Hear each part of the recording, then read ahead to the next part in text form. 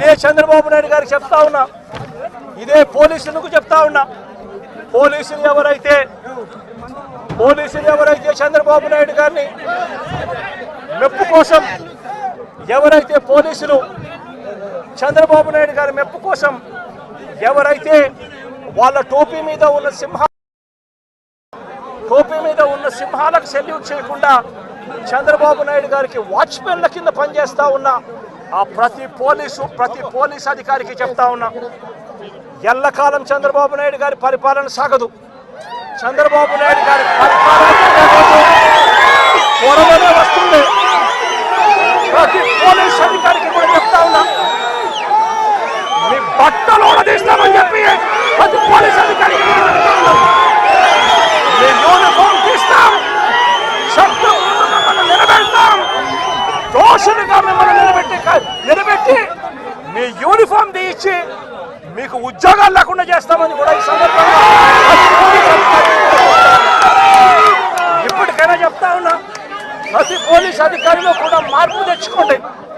ఎల్లకాలం ఇదే పరిపాలన సాగదు.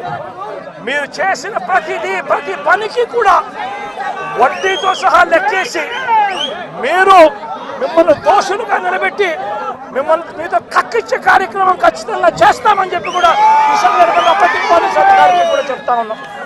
పోలీసు మిత్రులకు మనవి చేస్తా ఉన్నా, ప్రజాస్వామ్యంలో ప్రజలకు అడిగే హక్కు ఉంటుంది. తప్పకుండా అడుగుతారు ప్రజలు.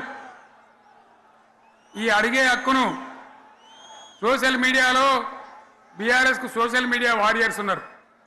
వాళ్ళు బ్రహ్మాండంగా పనిచేస్తున్నారు, ఖచ్చితంగా అడుగుతున్నారు ప్రజల తరఫున.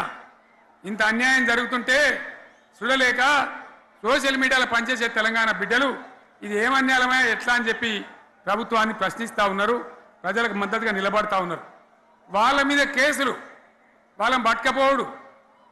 పోలీస్ సోదరులను నేను అడుగుతా ఉన్నా, మీరెందుకు దునుకులాడుతుండ్రే? మీకేమక్కడ వచ్చింది? మీకు ఒక్కటి చెప్తున్నా నేను, గ్యారంటీగా పోలీసు మిత్రులారా, ఇవాళ పోయి రాత్రి మీ డైరీలలో రాసుకోండి,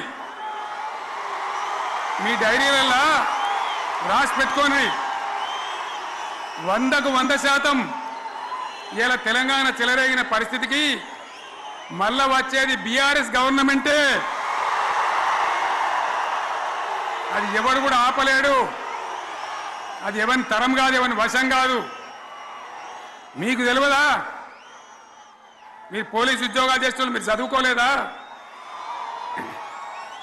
మీకు కూడా విజ్ఞానం ఉంది కదా? వీళ్ళు దొంగ వాగ్దానాలు చేయలేదా? ప్రజలను మోసం చేయలేదా? ప్రజాస్వామ్యంలో ప్రజలకు అడిగే హక్కు లేదా? మీరెందుకు కేసులు పెడుతున్నారు? నాకు అర్థం కాదు. మీరెందుకు దునుకులాడుతున్నారు? మీరెందుకు బలైతారు? రేపు మీకు రాజకీయాలు ఎందుకు? మీ డ్యూటీ మీరు చేయండి.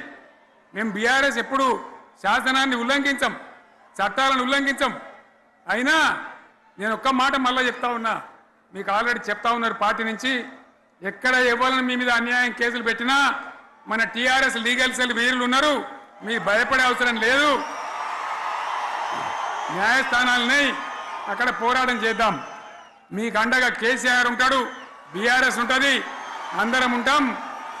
ఇక ఈడికెళ్ళి నేను కూడా ఊకోను, నేను బయలుదేరతా. యాందాకైనా మంచిదే. ఎవరెవరి సంగతి ఏందో, ఎవరైనా లెక్కేందో అన్ని కూడా లెక్కలు తీద్దామని మనవి చేస్తా ఉన్నా.